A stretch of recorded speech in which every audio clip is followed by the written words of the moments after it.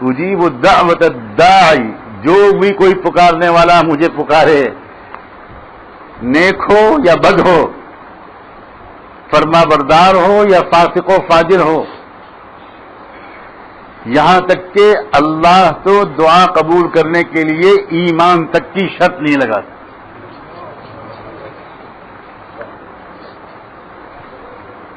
اللہ کی طرف سے یہ شرط نہیں، شرط کے طور پر بیان نہیں فرمایا اللہ نے کہیں بھی قرآن میں، کسی حدیث میں کہیں پر بھی اس کا اشارہ نہیں ہے کہ میں اپنے کافر بندوں کی نہیں سنتا، بلکہ اس کے برعکس قرآن مجید میں اس کا صاف بیان ہے کہ جب مشرک اور کافر میرے بندے جو میرے ساتھ نہ جانے کس کس کو شریک کرتے ہیں اور مجھے نہیں جانتے اور پہچانتے، وہ بھی جب کسی مشکل میں پھنستے ہیں اور اس مصیبت کے وقت میں جب مجھے یاد کرتے ہیں تو میں ان کی بھی پکار سن کر ان کو مصیبت سے چھٹکارا دے دیتا ہوں،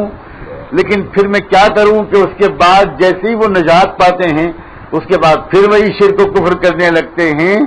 آگے چل کر یہ نہیں کہا کہ پھر میں دوبارہ ان کی نہیں سنوں گا، گویا اشارہ یہ ہے کہ وہ یہ کرتے رہیں گے، میں وہ کرتا رہوں۔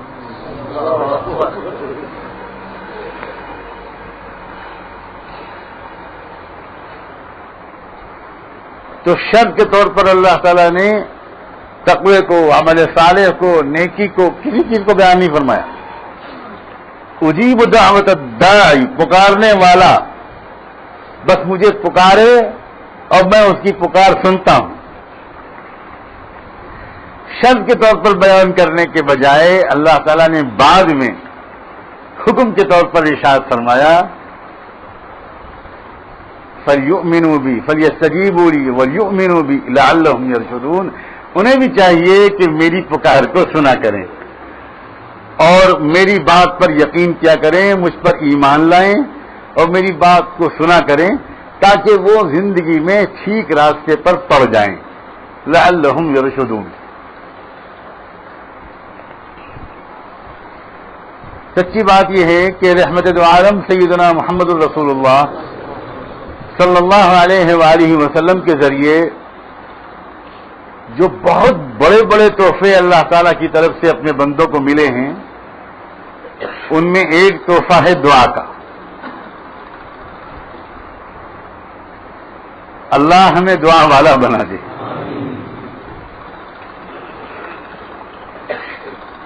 دنیا میں کوئی بڑے سے بڑا سخی ایسا نہیں ہوگا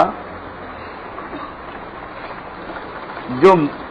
مسلسل مانگتے رہنے سے خوش ہوتا ہو اور مانگنا کم کر دینے سے ناراض ہوتا۔ اللہ ایسا داتا ہے کہ جب بندے اس سے مانگنا کم کر دیتے ہیں تو اللہ کو شکایت ہوتی۔ اللہ تعالیٰ اتنا بڑا ہے، اس کی شان کبریائی کو سمجھنا اور بیان کرنا ہم میں سے کسی کے بس کی بات نہیں ہے کہ وہ ایسا ہے کہ جتنا زیادہ جو بندہ اس سے مانگتا ہے اتنا ہی زیادہ وہ اللہ اس سے خوش ہوتا ہے۔ تو دعا کا جو تحفہ اللہ کے رسول صلی اللہ علیہ وآلہ وسلم کے ذریعے ملا، جس میں صلاح عام اللہ تعالیٰ کے رسول صلی اللہ علیہ وسلم نے اللہ کی طرف سے پہنچا دی اور یہ کہا کہ او میرے بندو، او میری بندیوں، اللہ کے بندو اور اللہ کی بندیوں، تم دنیا میں جہاں پر بھی ہو، جس جگہ پر بھی ہو، جس حال میں بھی ہو، تم اپنے رب سے سیدھی اپنی باتیں کرو، اپنی ضرورتیں اس کے سامنے براہ راست رکھو، اس سے مانگو، یہ یقین کر کے مانگو کہ وہ رب صرف نیکوں کا رب نہیں ہے، وہ ہم گنہگاروں کا بھی رب ہے۔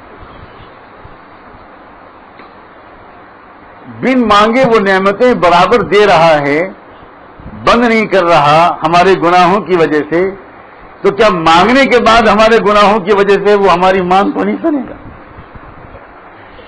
اس نے تو یہ نہیں کہا کہ میں سورج نہیں نکالوں گا اپنے گنہگار بندوں کے لیے، ہوا نہیں چلاؤں گا اپنے گنہگار بندوں کے لیے،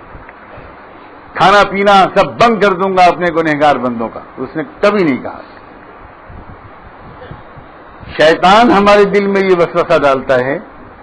کہ ہم بہت گنہگار ہیں، ہم اللہ تعالیٰ سے براہ راست دعا مانگنے کے کہاں آئے؟ یہ وسوسہ شیطان ڈالتا ہے، اور اس لیے ڈالتا ہے کہ شیطان چاہتا ہے کہ بندے کا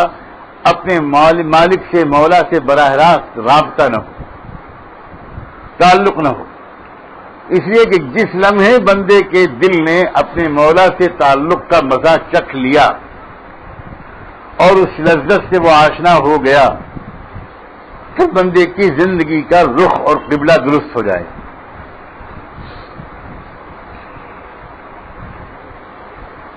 آج کی مجلس میں خاص طور پر ہمیں اور آپ کو دعا والا بننا ہے انشاءاللہ۔ جو حدیث پڑھی تھی میں نے شروع میں، اس میں رحمت دو عالم سیدنا محمد الرسول اللہ صلی اللہ علیہ وآلہ وسلم نے ارشاد فرمایا کہ من فتحت لہ ابواب الدعاء، جس بندے کے لیے دعا کے دروازے کھول دیے گئے اس کے لیے رحمت کے دروازے کھول دیے گئے۔ کیا مطلب ہے دروازے کے کھول دینے کا؟ جس کے لیے دعا کے دروازے کھول دیے گئے، دعا کرنے کا حکم تو ہر ایک کو ہے، دعا کرنے کی اجازت بھی ہر ایک کو ہے،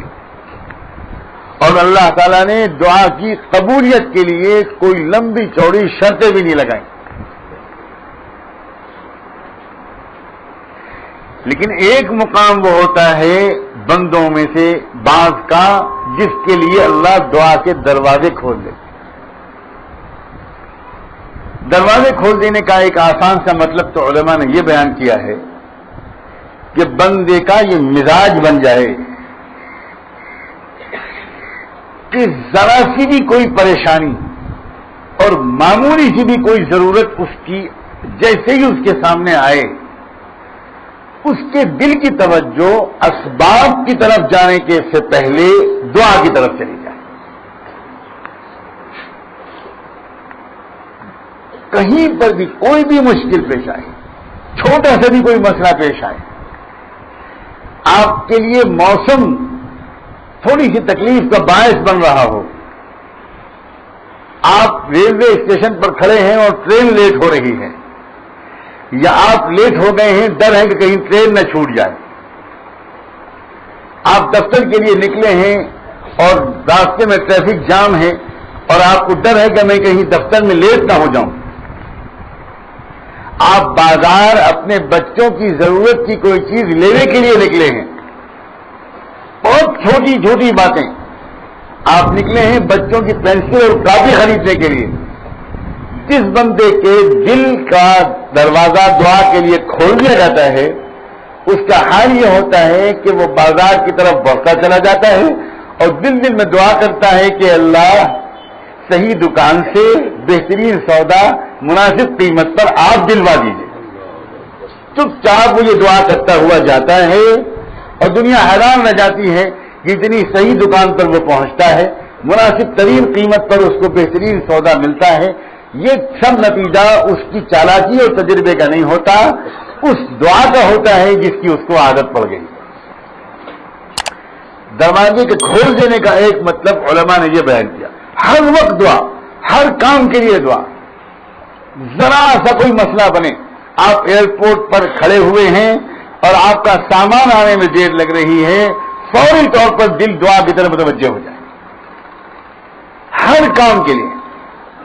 آپ سواری میں سوار ہوئے، آپ کھانا کھانے بیٹھے، آپ کو کوئی معمولی کا بھی کام ہے، آپ کی آنکھ میں تکلیف شروع ہو گئی، آنکھ میں چبھن شروع ہو گئی، پیٹ میں درد شروع ہو گیا، کان میں تکلیف شروع ہو گئی، داڑھ میں درد شروع ہو گیا، دوا کھانے کا، ڈاکٹر کے پاس جانے کا ہم کو حکم ہے، لیکن جن بندوں کے لیے دعا کا دروازہ کھل جاتا ہے ان کی عادت پڑتی ہوئی اپنی آنکھوں سے دیکھی ہے ہم گنہگاروں نے کہ وہ فوری طور پر اس مسئلے کے حل کے لیے پہلے دعا کی طرف متوجہ ہوتے ہیں، بعد میں اسباب کی طرف متوجہ۔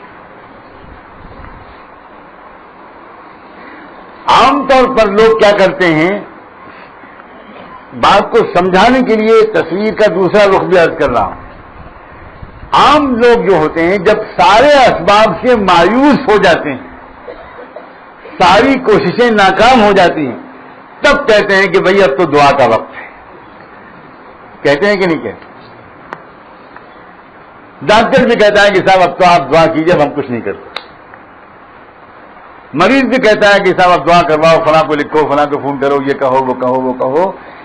یہ تو وہ سطح ہے جس کے اوپر حدیث کے یہ الفاظ صادق نہیں آتے کہ من فتحت لہ ابواب الدعاء، دعا کے دروازے کھول دینے کا مطلب یہ ہوتا ہے. سب سے زیادہ عام فہم جو مطلب علماء نے لکھا ہے، حضرت شاہ ولی اللہ رحمۃ اللہ علیہ نے بھی اسی مطلب کو پسند کیا ہے. چیزیں تو اور بھی لوگوں نے بڑی گہری گہری لکھی ہیں، لیکن جو بات بالکل دل کو لگتی ہے اور عام فہم ہے اور ہم سب اس کو حاصل کرنے کی آج نیت کر سکتے ہیں، کوشش کر سکتے ہیں، عادت ڈال سکتے ہیں اس کی، وہ یہ کہ ہر چھوٹی بڑے مسئلے کے لیے ہمارا دل پہلے اور سب سے زیادہ دعا کی طرف متوجہ ہو. ہمارا بھروسہ تدبیروں پر، اسباب پر، چیزوں پر نہ ہو، ہمارا بھروسہ اللہ کی رحمت پر، اس کی قدرت پر ہو. اور رحمت اور قدرت کی چابیاں اس نے ہمارے ہاتھ میں دے دی ہیں. مجھ سے مانگو اور میرے خزانے سے جو چاہو لے جاؤ.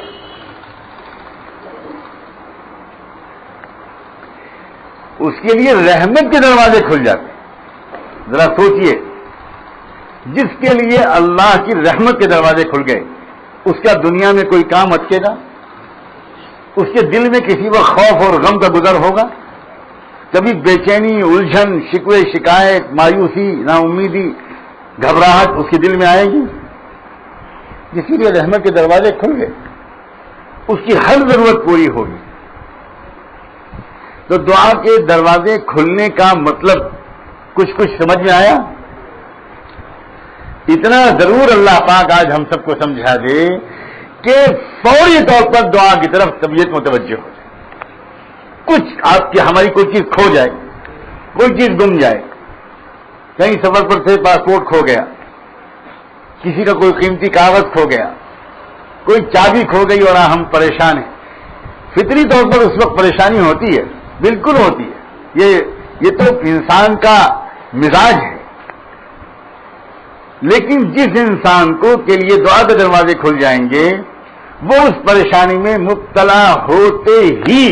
فوری طور پر پہلے دعا کرے گا. پہلے دعا مانگے گا، اللہ میری چابی دلوا دیجیے، اللہ میری چابی دلوا دیجیے، اللہ میری چابی دلوا دیجیے. اور جس بندے کا چھوٹی چھوٹی چیزوں کے لیے ہر وقت اللہ تعالیٰ کی طرف رجوع کرنے کا مزاج بن جائے گا، وہ اللہ تعالیٰ کے احکام کو توڑ نہیں پائے گا. اس طرح کی اور ویڈیوز کے لیے ہمارے چینل کو سبسکرائب کریں، بازو میں لگے بیل آئیکن کو پریس کریں، زیادہ سے زیادہ شیئر کریں.